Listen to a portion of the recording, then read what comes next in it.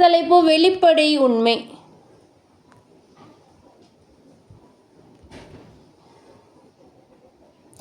இந்த வெளிப்படை உண்மையில் என்னன்னு சொன்னான். ஒன்றாவது சொல்கிறாங்க. ஒன்றாவது உண்மை என்னன்னு சொன்னால், ஒரு கணியத்துக்கு சமனான கணியங்கள் ஒன்றுக்கொன்று சமனம். சரி, இங்கே எல்லாருக்கும் எப்படி? எல்லாருக்கும் ஒரே ஏஜ். இப்போ எப்படி சொல்கிறாங்கன்னு சொன்னால், ரிதாட ஏஜும் நுஹாட ஏஜும் சமனம். சரியா? ரிதாட ஏஜும் நுஹாட ஏஜும் சமனம். அடுத்து சொல்கிறாங்க நுஹாட ஏஜும் ஜம்ஹாட ஏஜும் வந்து சமனம். இப்போ எங்களுக்கு ஒட்டோவை என்ன சொல்லலும்? யாரும் யாரும் சமண்டு? ரிதாவும் ஜம்ஹாவும் சமண்டு சொல்லலுமே இல்லவா? விளங்கிச்சா? என்னது? ரிதாக்கும் நுஹாக்கும் ஒரே ஏஜ், நுஹாக்கும் ஜம்மாக்கும் ஒரே ஏஜ். அப்போ ரிதாக்கும் ஜம்மாக்கும் அதே ஏஜ் தைக்க போகுது. ஏன்னா நுஹாக்கும் ஜம்மாக்கும் இப்போ உதாரணத்துக்கு இவக்கு வந்து சும்மா உதாரணத்துக்கு 14 போடுவோமே. ரிதாக்கு வந்து 14. அப்போ நுஹாக்கும் 14. நுஹா 14 சொன்னா நுஹாமை ஜம்ஹாண்டா ஜம்ஹாக்கும் 14. அப்போ ரிதாக்கும் 14. எல்லாருக்கும் இங்கே 14. விளங்கிச்சா? வெளிப்படை உண்மையில் ஒன்றாவது என்னான்னு சொன்னால் அதுதான் ஒன்றாவது உண்மை. என்னது? ஒரே கணியத்துக்கு சமனான கணியங்கள் ஒன்றுக்கொன்று சமனாகும். எப்படி சொல்கிறாங்க?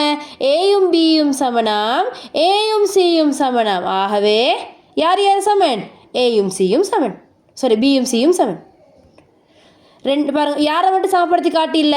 ஏயும் பியும் சமப்படுத்திக்கிறாங்க, ஏயும் சியும் சமப்படுத்தி காட்டிக்கிறாங்க, பியும் சியும் எடுத்துன்னு சமப்படுத்தி காட்டில்ல, அதை நீங்கள் சமப்படுத்தி காட்டணும். அவ்வளோதான். சரியா? இப்போ பாருங்கள், ஒரு கேள்வி உண்டு. முக்கோணம் ஒன்று தந்திக்குது. சரியா?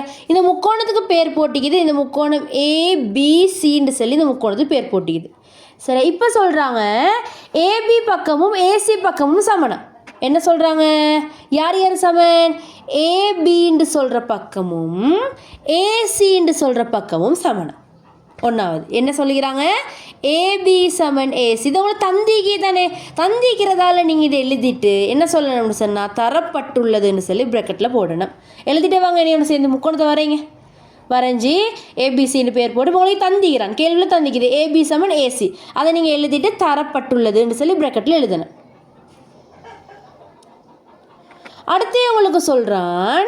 என்ன சொல்கிறான் அடுத்தது? ஏபி பக்கமும் இந்த ஏபி பக்கமும் பிசி பக்கமும் சமனம். இப்போ என்ன சொல்கிறான்? ஏபி பக்கமும் பிசி பக்கமும் சமனம். அதுவும் தந்திக்குது, அதனால் தரப்பட்டுள்ளதுன்னு எழுதணும். இப்போ நீங்கள் சொல்லுங்கள், மீதி உள்ள இந்த பக்கம் சமன். யாரை தந்தி இல்லை சமண்டு? ஏபி சமன் பிசி. இப்போ உங்களுக்கு சொல்லும் ஏபியும் பிசியும் சமண்டு சொல்லி ஏபி பிசி தந்திக்கணுமா? ஏசிபிசி சமண்டு சொல்லணும். ஆகவேன்றதை காட்டுறதுக்கு இப்படி கணக்கில் 3 டாட் வைக்கிற அக்கனா மாதிரி. சரி, 3 டாட் வச்சுட்டு என்ன சொல்லணும்? நீங்கள் ஏசி சமன் யார்? பிசி. யார் அவங்களுக்கு தந்தி இல்லையோ நீங்கள் அந்த பக்கத்தை எழுதணும். பாருங்க என்ன சொல்கிறாங்கன்னா, அது இவர் 2, ஏபி வந்து 2 இருந்தால் ஏசியும் 2. சரியா? அடுத்து சொல்கிறாங்க ஏபியும் பி இந்த கோணம் சமனம். அப்போ இவர் 2 இவரும் 2. பாருங்கள், இவரும் 2 இவரும் 2 இவரும் 2 எல்லாரும் ஒரே பக்கம். அதைத்தான் வந்து உங்களுக்கு ஏபியும் ஏசியும் சமனம். இன்றைக்கி இது ஏபின்ற பக்கமும் இந்த ஏசின்ற பக்கமும் சமனம். அடுத்தது ஏபின்றதும் பிசின்றதும் சமனம். இந்த ஏபின்ற பக்கமும் பிசின்ற பக்கமும் சமனம். அப்போ ஒட்டோவா யாரை சமப்படுத்தி காட்டுலையோ அதை நீங்கள் சமப்படுத்தி காட்டுறே மட்டும்தான் வேலை. சரியா?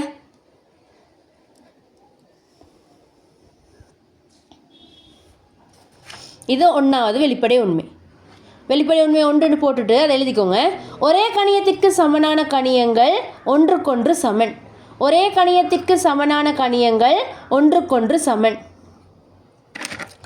ஒரே கணியத்திற்கு சமனான கணியங்கள் ஒன்றுக்கொன்று சமன்.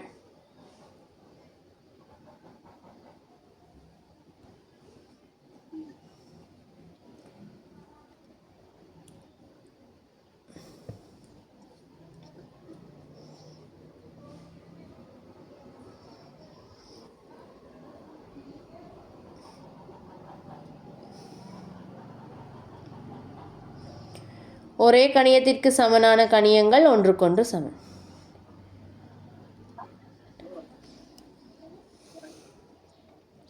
ரெண்டாவது என்ன சொல்கிறாங்கன்னு சொன்னால் வெளிப்படை உண்மையில் இந்த ஒரே மாதிரி கணியங்கள் ஈகிற உதாரணத்துக்கு ஏயும் பியும் சமன்னு சொல்லி வைங்களே, இந்த ஏயோட சியை கூட்டுறதும் பியோட சியை கூட்டுறதும் சமனாய்க்குவேன். உதாரணத்துக்கு ஏஜை வச்சே பார்ப்போம்.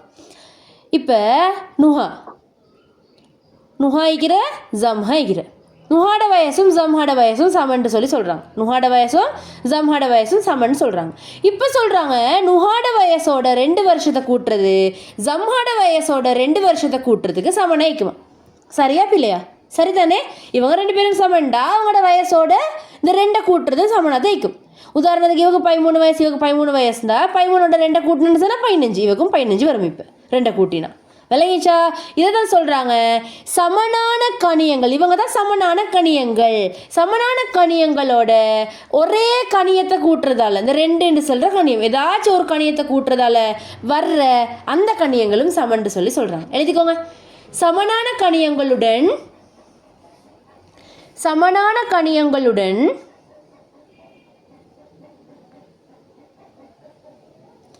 ஒரே கணியத்தை கூட்டுவதால்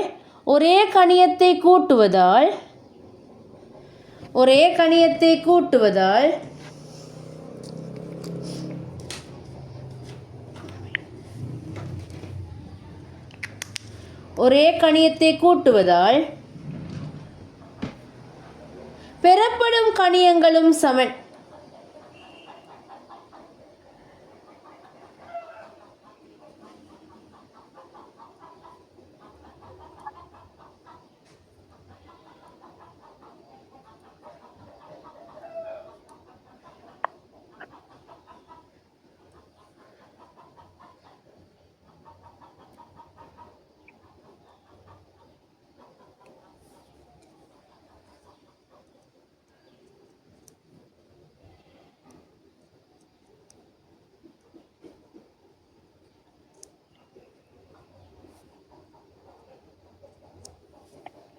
இதை போட்டு காட்டுங்க. இதை இவங்க 2 பேர் ஏஜ் சமன், அதோட 2 கூட்டினு சொன்னால் வாரதும் சமன்.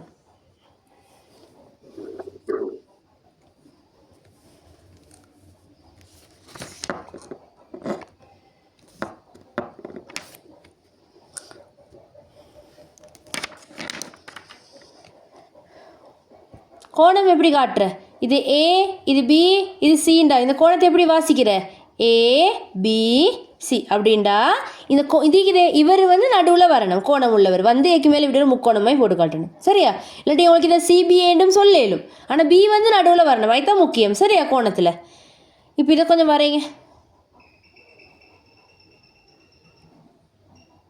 இங்கே டி சி எக்ஸ் ஏ பி உங்களுக்கு தந்திக்குது. இவரும் சமணம்.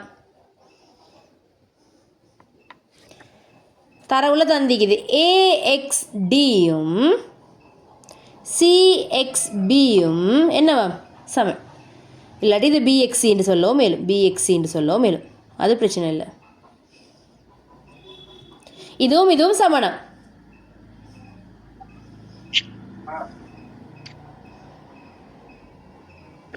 இப்போ உங்களுக்கு என்ன சொல்லும்? இந்த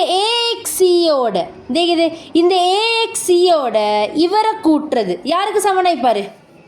யாருக்கு சொல்லும்? இவரும் சமன். எப்படி சொல்கிறேன்னா இந்த பாருங்க, இவரும் சமனாய்க்கிறாங்க. இப்போ இவரை கூட்டுறதுக்கு சமனாய்க்குமா இல்லையா? விளங்கிச்சா? அதான் சொல்கிறாங்க. அப்படி ஒரே மாதிரி உள்ளாக்களை கூட்டினா அதுவும் சமன்னு சொல்லி சொல்கிறாங்க. அந்த 2 வயசை கூட்டின மாதிரி பாருங்கள். இந்த குட்டி துண்டை கூட்டுறது இங்கிட்டு பக்கம் உள்ளதோட இந்த குட்டி துண்டை கூட்டுறதுக்கு சமனாய்க்கும். அதான் செஞ்சு காட்டணும் நீங்கள். இது எப்படி செய்கிற? இப்போ அடுத்தது இது எழுதி தரவுன்னு போடுங்க. தந்திக்கிற சுட்டி தரவு இல்லாட்டி தரப்பட்டுள்ளதுன்னு எழுதணும். தரப்பட்டுள்ளதுன்னு எழுதுங்க நீங்கள். ஏஎக்ஸ்டியோட சிஎக்ஸ்டியை கூட்டுறது யாருக்கு சமனாய்க்கும்னு ஷஃபா சொல்லுங்க.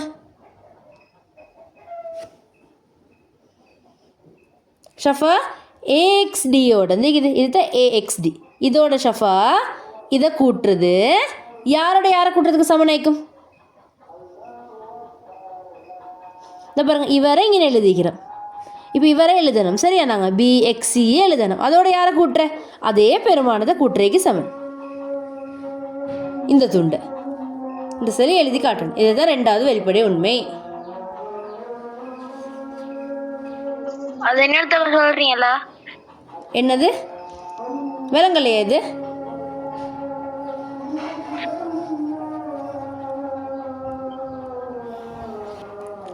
பாருங்க AXD சரியா?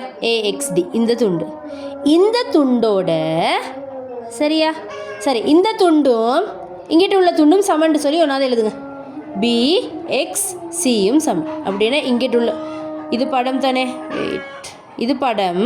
உங்களுக்கு இதுவும் சமன்ட்டு சொல்லி தந்திக்குது, அதை எழுதிக்கிறேன். அடுத்தது இவரோட இந்த துண்டை கூட்ட போகிறோம். யாரோட? இந்த AXDயோட அந்த துண்டு யார்? அந்த துண்டோட பெருமானம் CXD. அதை வந்து கூட்ட போகிறோம். அது யாருக்கு சமன்? இந்த BXCயோட அதே CXDயை கூட்டுறதுக்கு சமன் ஆயிக்கும். அதால் உங்களுக்கு இப்போ உருவாகிச்சு என்னது? AXC சமன் BXDன்னு சொல்லிடணும். AXCன்னு சொல்கிறது இது இவ்வளோ முட்டும் உள்ளதுக்கு சமன்ட்டு சொல்லலாம். நீங்கள் இது உங்களுக்கு எந்த வெளிப்படை உண்மைன்னு சொல்லி தான் கேட்டு வரும் சரியா? இப்போ உங்களுக்கு எந்தெந்த வெளிப்படை உண்மை எதுன்னு சொல்லி தெரிஞ்சு வச்சுக்கோங்க சரியா? இது எப்படியும் இந்த ஒரு நாளில் அவ்வளோ விளங்காது. நான் எக்ஸாம்க்காக வேண்டி உங்களுக்கு சொல்லித்தரேன். என்னது செய்யணும்? நீங்கள் ஒன்றாவது வெளிப்படை உண்மை என்னது? ஒத்த கணியங்கள் வந்து என்னது? சமனாய்க்கிறது. அடுத்து ரெண்டாவது என்ன பார்த்தோம்னாங்க? ஒரேமாய் உள்ள கணியங்களோட ஒரேமாய் பெருமானங்களை கூட்டு நேரம் வார கணியங்களும் சமன்ட்டு சொல்லி பார்த்துக்கிறேன். அடுத்து மூணாவது வெளிப்படை உண்மை போடுங்க. மூணாவது சமனான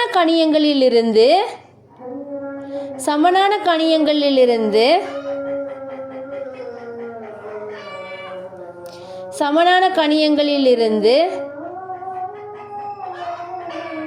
ஒரே கணியத்தை கழிப்பதால்